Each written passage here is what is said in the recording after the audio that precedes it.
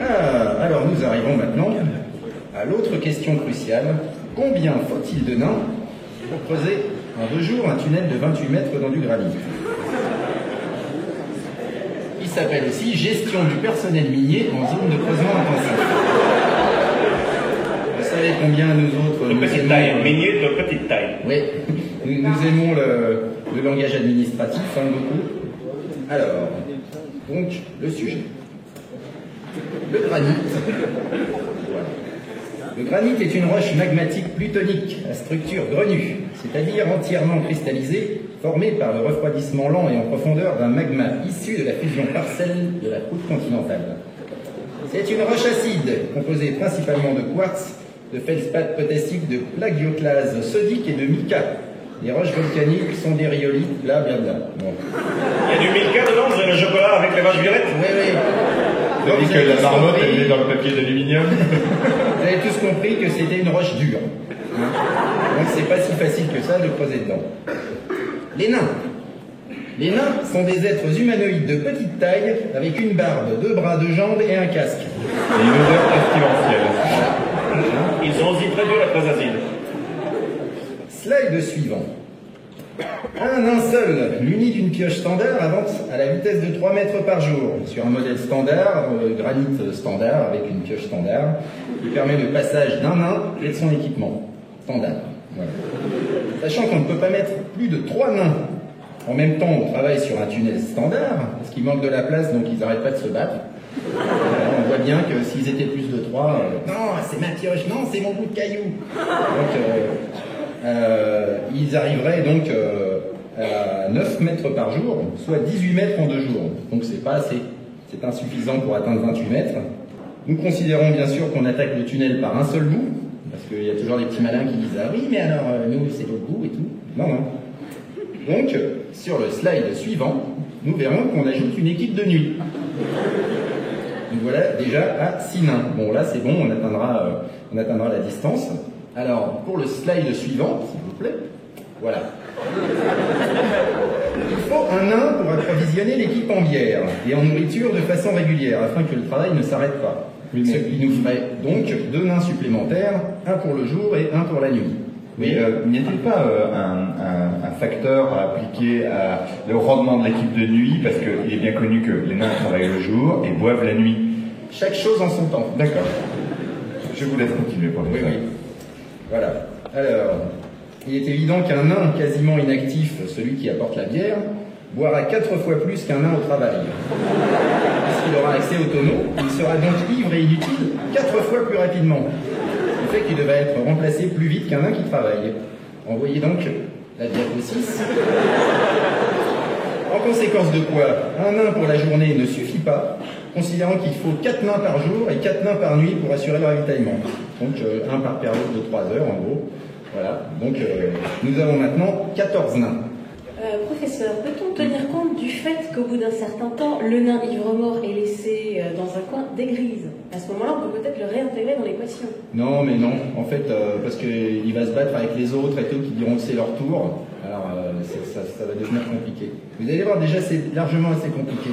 Alors, la diapo suivante, s'il vous plaît. Les nains de nuit auront besoin d'un cordon de sécurité pour les empêcher de rejoindre la plus proche taverne au lieu de travailler. Parce que la nuit, le nain, il est attiré par la taverne comme ça. Même si on lui apporte de la bière, il va dire « Ouais, mais moi, non, en fait, je vais à la taverne. » Donc, on lui met un cordon de sécurité, donc 3 vigiles pour garder les nains de nuit.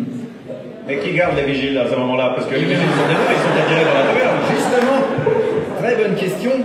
Donc, nous avons besoin d'un manager de sécurité afin d'empêcher l'équipe des vigiles de rejoindre la plus proche taverne. C'est bien foutu quand même. Ah ouais, à cette étape-là, nous avons donc déjà 18 nains. Je pense que c'est une femelle naine qui, elle, ne boit pas et qui se bat avec une boîte à vrille. Non. Autre question.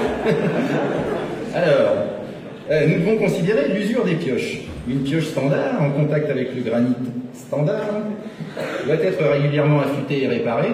Nous avons donc ici un tourneur de manche, en bas, et un forgeron nain, donc un pour chaque équipe, donc le jour et la nuit, ce qui nous fait 4 nains supplémentaires. Et slide suivant, s'il vous plaît. Alors, un autre facteur entre en jeu, les nains refusent de boire de la bière dans des shops sales.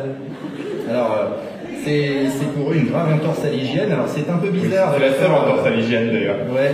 Oui, c'est un peu bizarre de la part de gens qui prennent un bain par an, mais c'est comme ça. La bière, c'est dans des shops propres. Donc, nous avons besoin d'un plongeur par équipe, soit 2 nains supplémentaires. Mais rappelons que les nains ont un sens de l'hygiène assez développé, puisque quand ils font la cuisine, ils se lavent toujours les mains après avoir manipulé les aliments. Ah oui, je m'en rappelle de ça. Voilà, envoyez donc la prochaine diapositive. Alors, tout se complique. Maintenant que nous avons ajouté des nains, il est clair que l'équipe des vigiles de nuit doit être doublée, afin d'équilibrer les forces pour empêcher tout le monde d'aller à la taverne. Nous ajoutons donc 3 vigiles et un manager de plus pour la nuit. Diapo suivante, s'il vous plaît. Vous avez tous compris qu'il devient évident qu'un nain seul ne pourra pas ravitailler tout le monde de façon satisfaisante. Hein. Ah non, moi j'avais pris cette bière-là, ah non, mais la blonde c'est pour moi et tout. Il faut donc doubler l'équipe de ravitaillement de jour et tripler l'équipe de nuit, à cause des vigiles supplémentaires. Bon, c'est déjà assez compliqué, ce qui nous fait 12 nains de plus.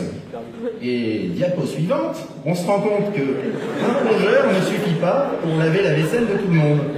Donc on a encore besoin d'un plongeur supplémentaire pour le jour et pour la nuit. Diapo suivante, voilà. Donc à ce stade-là, nous avions 42 nains.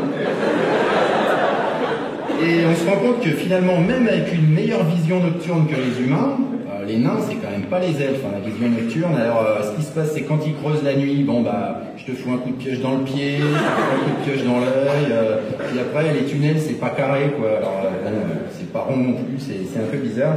Donc, il faut une équipe d'éclairage de chantier, donc des porteurs de lanternes. On ajoute 4 porteurs de lanternes pour l'équipe de nuit. Et, qu'est-ce que je disais d'autre? Diapo suivante, s'il vous plaît. Voilà. Alors, la présence d'un grand nombre de nains et de bières au même endroit peut à tout moment dégénérer en bataille. Alors, bon, ça peut être pour diverses raisons. Hein. Oui, mais le tourneur de pioche, il a piqué le marteau du forgeron, et puis le manager, il est pas sympa avec les mecs et tout. Donc, nous avons besoin d'un guérisseur nain par équipe, un pour le jour et un pour la nuit, soit 2 nains supplémentaires. Conclusion, pour creuser un tunnel de 28 mètres en 2 jours dans du granit, il faut 48 nains. Voilà, vous en savez assez.